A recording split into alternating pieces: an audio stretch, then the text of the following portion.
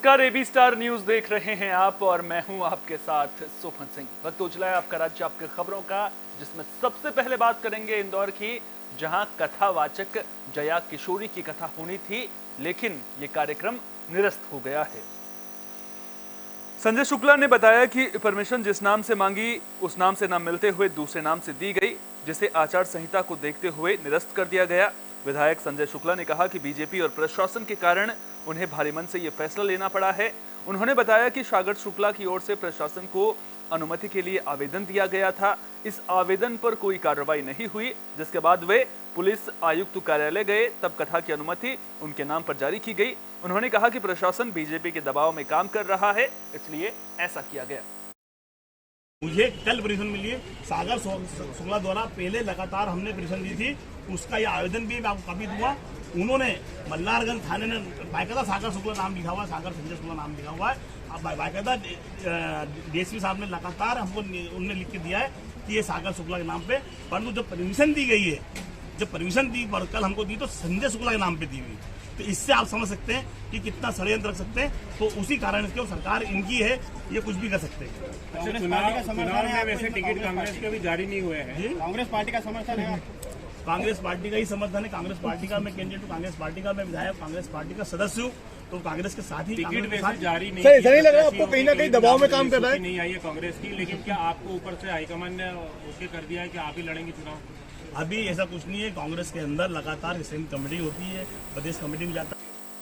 5 राज्यों में विधानसभा चुनाव के लिए चुनावी तारीखों का ऐलान हो गया है और चुनावी तारीखों का ऐलान होते ही आचार संहिता लागू हो गई है। इस बीच छत्तीसगढ़ विधानसभा में नेता प्रतिपक्ष नारायण चंदेल का बयान सामने आया है। उन्होंने चुनाव आयोग से अनुरोध किया है कि आदर्श आचार संहिता लगने के बाद भूपेश बघेल और कांग्रेस सरकार के प्रचार के जो पोस्टर लगे हैं उन्हें जल्द हटाया जाए। चुनाव आयोग ने छत्तीसगढ़ प्रदेश में आदर्श आचार संहिता लागू कर दिया है।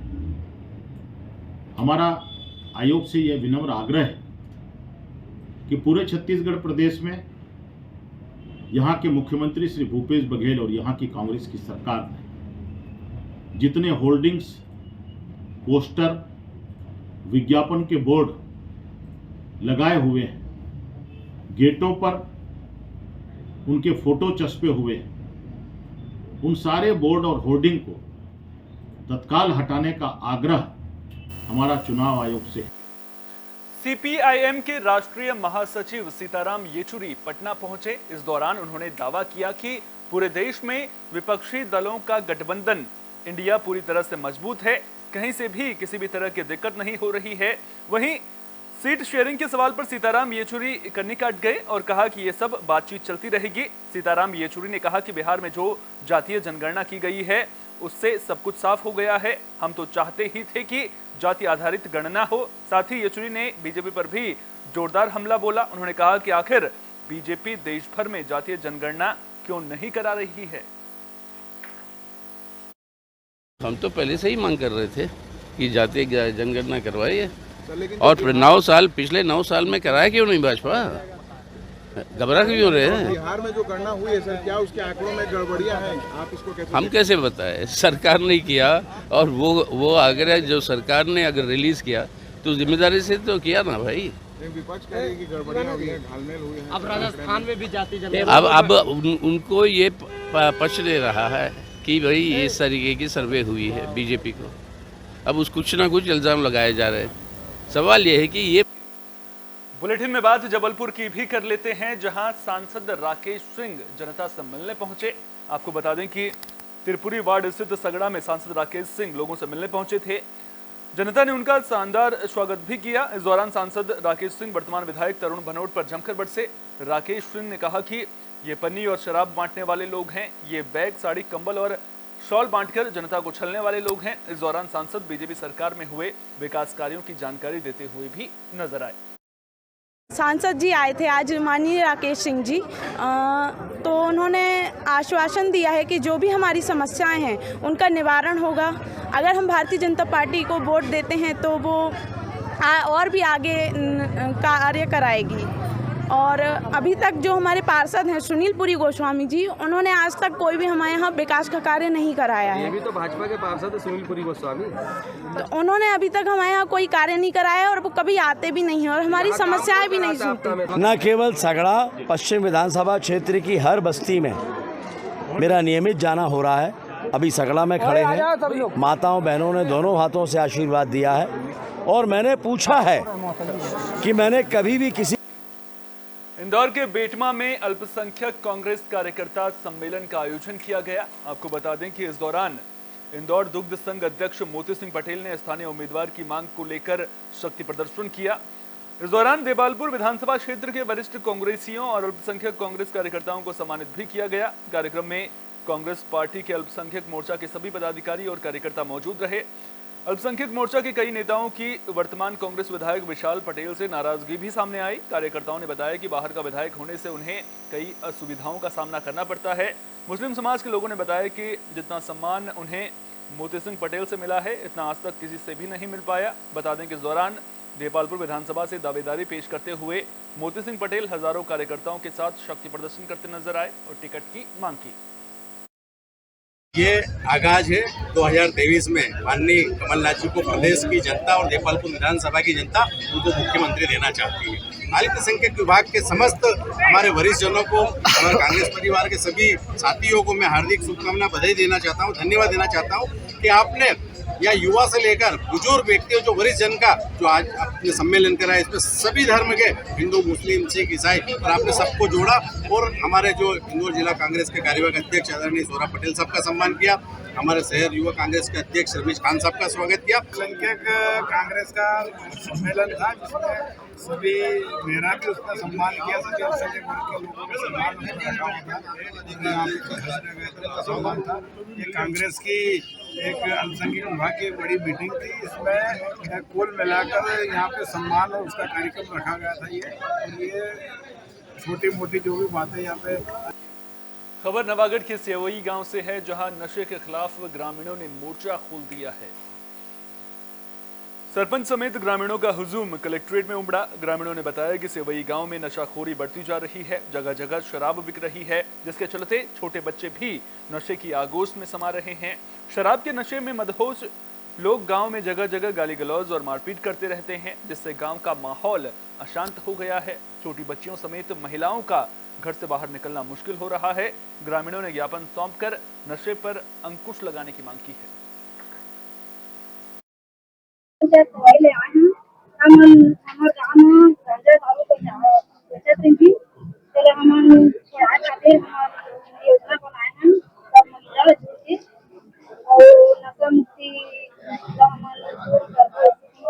अब नशा मुक्ति बंद करे के लिए पूरा गांव भर के मिलजुल के आज कलेक्टर ऑफिस पहुंचे हैं। एमा पूरा गांव सहयोग करत है और मैं चाहता हूँ हमारे आसपास के भी गांव में सहयोग करीन है। मुरली हो गए, सेवाई हो गए और मेहंदा ग्राम पंचायत तीनों मिलजुल के एक दूसरे के सहयोग करे हैं। हमला बहुत खुशी होती है। आज हमारे गांव में जब का भी लड़ाई झगड़ा है, गांजा दारू खुलेआम बिकत रही है, रास्ता में बैठ के पियात रही है, ताश खेलत रही है, वो सब बंद हो गए। हम लोग सेवाई से आए हैं भैया। कैसे आए?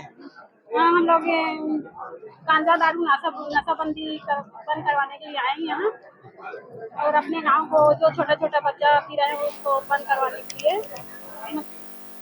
जांजगीर चांपा के नवागढ़ के कई गांवों के लोग प्रदर्शन कर रहे हैं। मुड़पार, सलखन और कंसदा गांव के सैकड़ों लोगों ने मुड़पार में धान खरीद केंद्र खोलने की मांग की है। मामले को लेकर लोगों ने कलेक्ट्रेट का घेराव भी किया। ग्रामीणों का कहना है कि पिछले 3 सालों से इस मांग के लिए सरकारी दफ्तरों का चक्कर लगाया जा रहा है, इसके बावजूद उनकी समस्या सुनने वाला कोई नहीं है। ग्रामीणों ने चेतावनी दी कि अगर उनकी मांग पूरी नहीं हुई तो वे चुनाव का बहिष्कार करते हुए उग्र प्रदर्शन करेंगे। और कनसदा हम लोग चाह रहे हैं कि कनसदा मुड़पार सिंघुल का नवीन धान खरीदी केंद्र मुड़पार में खुलना चाहिए, और इस मांग को लेकर हम लोग 3 वर्षों से चलते आ रहे हैं। जब तारन सिन्हा था और शुक्ला सर था और जनक पाठक थे, तब से हम लोग आ रहे हैं, चक्कर लगा रहे हैं, लेकिन अभी तक हमें आश्वासन मिला है और हमारे फाइल को दबा दिया जा रहा है। हम लोग किसान के बेटे हैं, कोई नेता नहीं है। हमारे जो जायज मांग है उसी को लेकर आए हैं। तो हमारे मुड़पार में नवीन धान खरीद केंद्र खुलना चाहिए। अक्सर आपने जंगली हाथियों के आतंक की खबरें सुनी होंगी। जंगली हाथी गांव में पहुंचकर लोगों को नुकसान पहुंचाते हैं, कई बार तो लोगों की जान पर भी बनाती है। लेकिन अब गरियाबंद के उदंती सीता नदी अभयारण्य इलाके में पिछले 7 महीनों से हाथियों के आतंक से जनहानि नहीं हो रही है।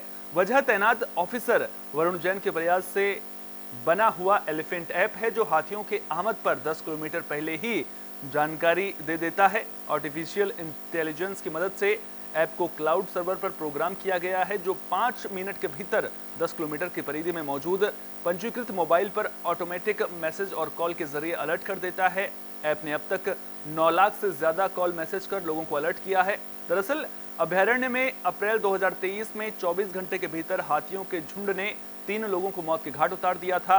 वजह मुनादी कर अलर्ट किए गए गांव के बजाय हाथी दूसरी दिशा में चले गए थे, लेकिन अब हाथियों के आतंक से लोगों को निजात मिल गई है। उसमें सीकासार हाथी दल जो कि उड़ीसा से विचरण करते हुए उदंती सीता नदी टाइगर रिजर्व में आया था, तो उसके बारे में हम ग्रामीणों को जो है मुनादी करवाई जा रही थी और उसके मूवमेंट के आधार पे आगे के गांवों पे हमने मुनादी करा दी थी कि हाथी जो है संभवतः यहाँ आ सकता है। लेकिन उसी रात जो है एक लोनर दंतैल हाथी वहाँ से दल से बिछड़ के उल्टे पांव जो है दूसरे गाँवों में चला गया, जहाँ पे हम जबलपुर में कैंट बोर्ड हमेशा से सुर्खियों में रहा है। ताजा मामला आवास आवंटन से जुड़ा हुआ है। दरअसल 2008 में कैंट बोर्ड के शिक्षा विभाग में पदस्थ नमिता बहेलिया को आवास नहीं मिल पाया है। उन्होंने 2018 आवास आवंटन के लिए आवेदन दिया था, लेकिन अब तक आवास न मिलने से कई सवाल खड़े हो रहे हैं। कैंट बोर्ड के अधिकारियों का कहना है कि बोर्ड में अभी आवास खाली नहीं है, आवास खाली होते ही आवंटित कर दिया जाएगा। वहीं नमिता बहेलिया के पति एडवोकेट मौसम पासी ने कैंट बोर्ड के सीईओ अभिमन्यु सिंह और एसआई अभय सिंह परिहार पर गंभीर आरोप लगाए हैं।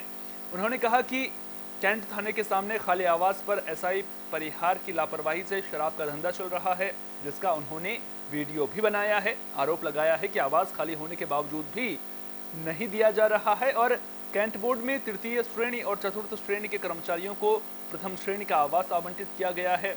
पूर्व में राज्यसभा सांसद और लोकसभा सांसद ने आवास आवंटन को लेकर कैंट बोर्ड को पत्र भी दिया था, लेकिन इसके बावजूद आवंटन नहीं किया गया है। और उन्होंने क्वार्टर के लिए आवेदन दिया है। उसके लिए हमने संबंधित विभाग से जानकारी ली है, तो वहाँ से हमको ये जानकारी मिली है कि अभी वर्तमान में क्वार्टर खाली नहीं है। जब खाली होंगे तो प्रदान कर दिए जाएंगे, आवंटित कर दिए जाएंगे। केंद्र थाने के समक्ष हमने देखा है क्वार्टर खाली पड़ा है, जहाँ पर कुछ लोग अवैध रूप से रह रहे हैं। डिपार्टमेंट उस पर ध्यान नहीं दे पा रहा है। अगर वो आवास अपन को अलर्ट कर देंगे तो आप इनकी समस्या का समाधान हो जाएगा।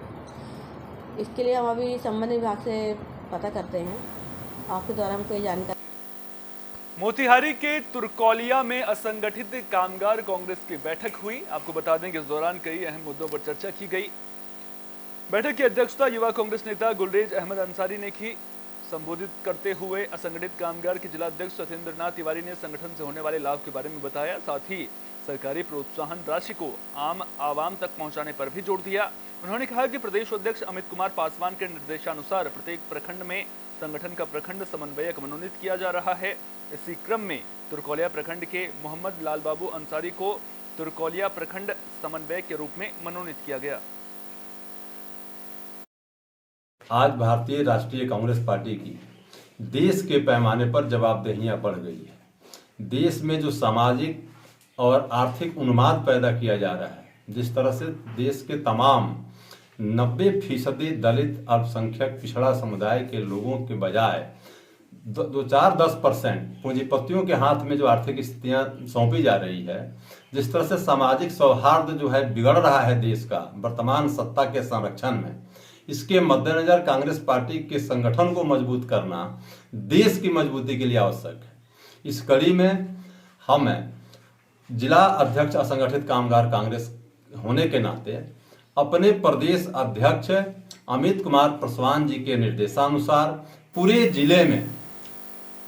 बुलेटिन के आखिर में बात बेतिया की, जहां मीडिया सम्मान समारोह का आयोजन किया गया।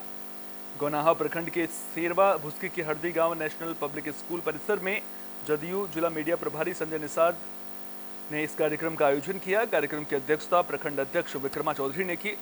प्रखंड अध्यक्ष विक्रमा चौधरी संजय निषाद की तारीफ करते हुए भी नजर आए। इस दौरान संजय निषाद ने कहा कि मीडिया समाज को सच का आईना दिखाने का काम करता है। मीडिया सबकी लड़ाई लड़ता है और जुर्म, अत्याचार, शोषण के विरुद्ध कमजोरों, मजलूमों की आवाज को बुलंद करता है। उन्होंने मीडिया कर्मियों का सम्मान करना खुद का सौभाग्य बताया।